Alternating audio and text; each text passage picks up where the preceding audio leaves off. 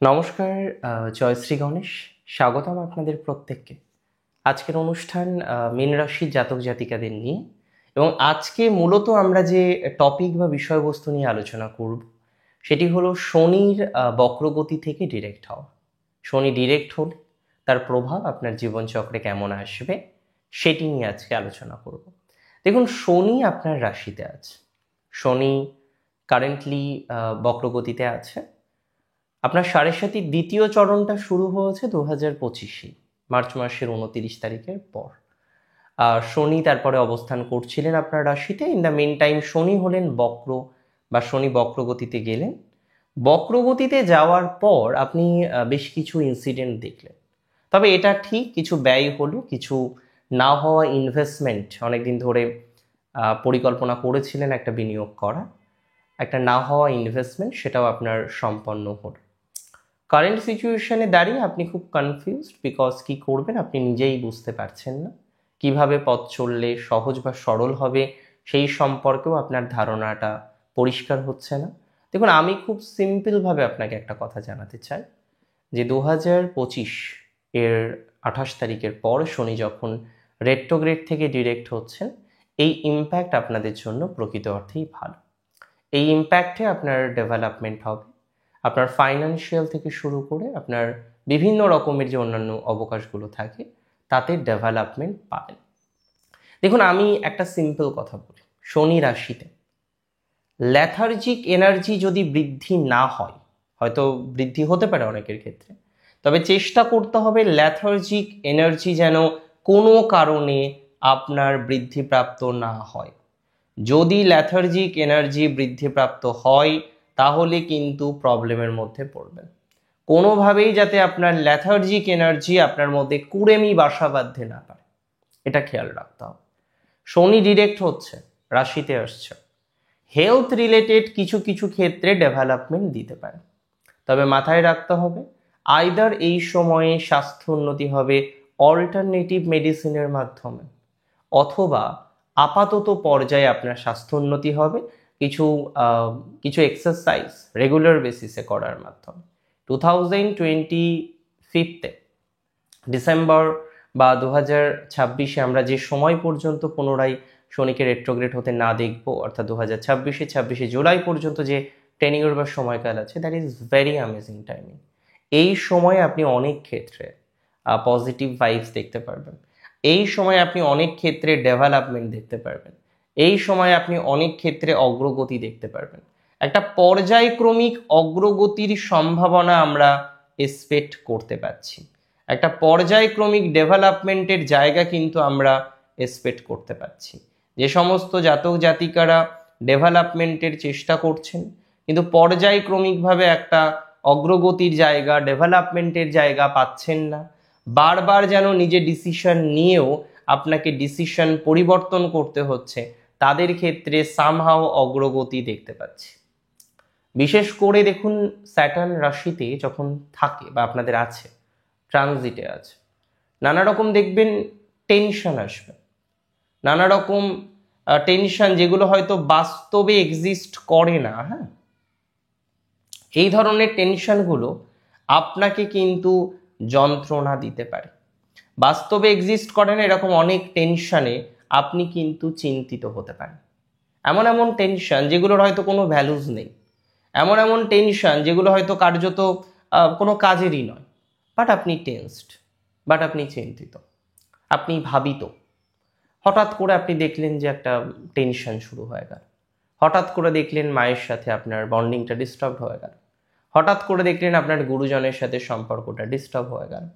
So এই যে বিষয়বস্তুটা, এটা কিন্তু সামহাও পজিটিভ দিকে যাবে। কারণ স্যাটার্ন যখন রেট্রো থেকে ডিরেক্ট হচ্ছে, কিছু কিছু ক্ষেত্রে, আমি বলবো না সব ক্ষেত্রে, কিছু কিছু ক্ষেত্রে আপনার পজিটিভিটি বাড়বে। তবে ল্যাথার্জিক এনার্জিকে কোনোভাবেই গুরুত্ব দেওয়া যাবে না। ল্যাথার্জিক এনার্জিকে গুরুত্ব দিলে কিন্তু সমস্যা হতে পারে।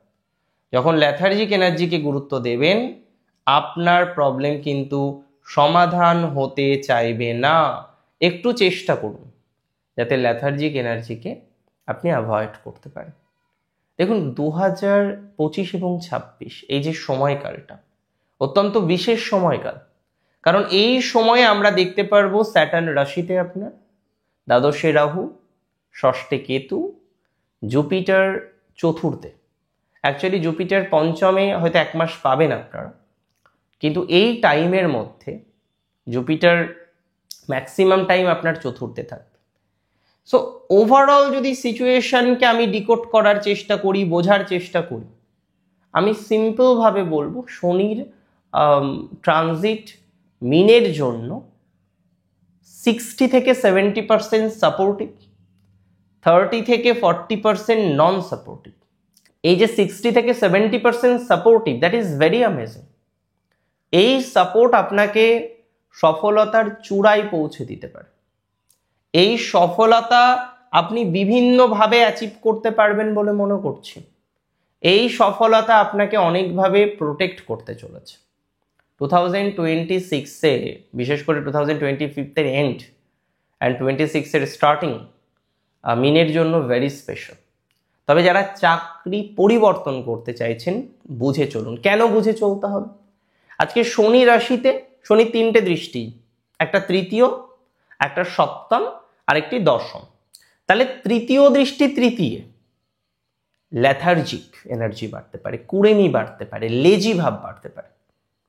কিন্তু সেটা বৃদ্ধি করলে তো হবে না, হবে সেটাকে মিনিমাইজ করতে হবে। তো সেটা যতটা কমানো যায় তার চেষ্টাটুকু করতে হবে। তাহলে সেই এনার্জিটা যাতে বৃদ্ধিপ্রাপ্ত না হয় তার জন্য একটি প্রচেষ্টা করার চেষ্টা করুন। আমি মনে করি যদি সঠিকভাবে প্রচেষ্টা করতে পারেন আপনার ডেভেলপমেন্ট এমনিতেই বৃদ্ধিপ্রাপ্ত হবে। তবে সপ্তমে শনি, ম্যারেজ লাইফে আমি বলবো না আগের মতো অত নেগেটিভিটি, বাট চলছে, এমনভাবে চলছে যেন না চলার মতো, এমনভাবে চলছে যেন ফিলিংস নেই, বাট একটা বন্ডিংয়ে আছি, একটা বিবাহ বন্ধনে আছি। গতকাল সম্ভবত আমি একজন জাতিকের সাথে কথা বলছিলাম, তো তিনি ম্যারিড, তিনি বিবাহিত জীবন কন্টিনিউ করছেন, সম্ভবত উত্তর ভাদ্রপদ নক্ষত্র। তো ম্যারেজ লাইফটা সেম, মানে চলছে, এটা নয় যে তাদের মধ্যে তুলকালাম ঝগড়া অশান্তি হয়, বাট ম্যারেজ লাইফটা না ম্যারেজ লাইফের মতো নয়, জাস্ট নামে একটা বিবাহিত জীবন চলছে। এই বিষয়গুলো কিন্তু খুব চিন্তার। আবার অনেক ক্ষেত্রে দেখবেন আপনার হাজব্যান্ড বা ওয়াইফের একটা সাডেন পরিবর্তন, আগে একরকম ছিল কিন্তু ইদানিংকালে সে যেন অনেকটা পাল্টে গেছে। ইদানিংকালে তার কিছু হ্যাবিট যেন আপনাকে কষ্ট দিচ্ছে, ইদানিংকালে যেন আপনি অনেক বেশি চিন্তার মধ্যে পড়ে যাচ্ছেন তাকে নিয়ে, আপনার হাজব্যান্ডকে নিয়ে বা আপনার ওয়াইফকে নিয়ে। আগে তাকে নিয়ে এতটা প্রবলেম আপনার কোনোদিন হয়নি। সো ম্যারেজ লাইফটাকে সঠিকভাবে কন্টিনিউ করতে হবে, যে প্রসেসগুলো আছে সেটিকে সঠিকভাবে রিয়েলাইজ করতে হবে। আমার মনে হয় এটা খুব দরকার। ম্যারেজ লাইফটাকে সঠিকভাবে কন্টিনিউ করাটা কার্যত ভেরি ভেরি ভেরি এসেনশিয়াল। এটা ইম্পর্ট্যান্ট, এটা ইম্পর্ট্যান্ট জায়গার দাবি রাখে। 2025-এর এন্ড থেকে 2026-এর প্রথম অর্ধ আপনাদের জন্য ভালো, একটা ভালো সিচুয়েশন পাবেন। কিছুটা হেলথেও প্রভাব দেবে, তবে উপযুক্ত ব্যায়াম বলি বা উপযুক্ত এক্সারসাইজ বলি, শরীর চর্চার মাধ্যমে আপনার একটা স্বাস্থ্যজনিত বাধা, স্বাস্থ্যজনিত সমস্যা মিটতে পারে। বিকজ অনেক মিনের দেখবেন তাদের ব্যথাশুলোর প্রবলেমটা প্রচুর। সো এই যে ব্যথাশুলোর প্রবলেমটা প্রচুর, এটা তো আর এমনি এমনি হয়ে যায় না যে একটা ব্যথা আছে, একটা যন্ত্রণা আছে। এই ব্যথাশুলোর যন্ত্রণা জায়গা থেকে কিছুটা রিল্যাক্সেশন পাবেন, তবে এক্সারসাইজ করতে হবে। আবার অনেকের হয়তো রিপ্লেসমেন্ট, হেলথের ক্ষেত্রে কোনো অস্ত্রোপচার, এগুলো হতে পারে। মীন রাশির জন্য এই ট্রানজিটের পর্যায়ক্রম হচ্ছে কোনো কিছু নেগেটিভ হবে না, তবে কিছু কিছু ক্ষেত্রে হালকা চাপ আসবে। সম্মিলিতভাবে সবাই মিলে এই চাপগুলোকে মিনিমাইজ করার প্রচেষ্টা রাখতে হবে। তাতে আমরা ভালো থাকতে পারবো, তাতে আমাদের পজিটিভিটি অনেকটা বৃদ্ধিপ্রাপ্ত হবে, তাতে আমাদের ডেভেলপমেন্টটা অনেক বেশি বৃদ্ধিপ্রাপ্ত হবে, তাতে আমাদের অগ্রগতিটা অনেক বেশি বৃদ্ধিপ্রাপ্ত হবে। আমি আশা রাখি আপনারা প্রত্যেকে ভালো থাকবেন। আমি আশা রাখি স্যাটার্নের ট্রানজিট আপনাদের ঠকাবে না, স্যাটার্নের ট্রানজিট আপনাদের ব্যাকবোন হবে, বিকজ আপনারা হার্ড ওয়ার্ক করবেন এবং পরিকল্পনাগুলোকে পারফেক্টলি নেওয়ার চেষ্টা করতে হবে। ধীরে সুস্থে প্রত্যেকটা ইচ অ্যান্ড এভরি ডিসিশন আপনি যখন নিচ্ছেন না, আপনাকে ধীরে সুস্থে নিতে হবে। অতিরিক্ত তাড়াহুড়ো যেমন করা যাবে না, আবার অতিরিক্ত ধীরে সুস্থেও করা যাবে না। তবে এমনিতেও একটা ধীর গতি আপনাদের মধ্যে কিন্তু তৈরি হতে পারে। সেই ধীর গতির কারণে আপনারা কিন্তু চিন্তার মধ্যে পড়তে পারেন।